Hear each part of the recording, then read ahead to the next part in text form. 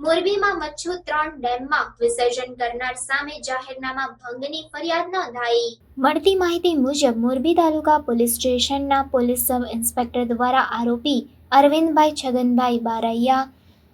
વિરુદ્ધ ફરિયાદ નોંધાવી હતી કે સિદ્ધિવિનાયક રાજા ગણેશોત્સવના આયોજકો આરોપી અરવિંદભાઈ બારૈયાને ગણેશ મૂર્તિ વિસર્જન અંગે સરકારી તંત્ર દ્વારા નક્કી કરેલ ગાઈડલાઈન મુજબ ગણેશ મૂર્તિઓનું વિસર્જન કરવાનું હોવાની તેમજ મોરબી જૂની આરટીઓ કચેરી પાસે મચ્છુ નદી ઉપર આવેલ મચ્છુ 3 ડેમ ખાતે કુદરતી જળાશય કે જે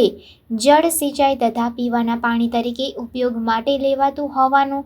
જાણતા હોવા છતાં તે જગ્યાએ ખાનગી ક્રેન બોલાવી પોતાની મનસૂફી મુજબ ગણપતિજીની મૂર્તિનું વિસર્જન કરી જળમાં રહેતા જીવજંતુ તથા માછલી તેમજ મનુષ્યની જિંદગી જોખમાય તથા આરોગ્યને નુકસાન થાય તેવું કૃત્ય જાણી જોઈને કરી જિલ્લા મેજિસ્ટ્રેટ દ્વારા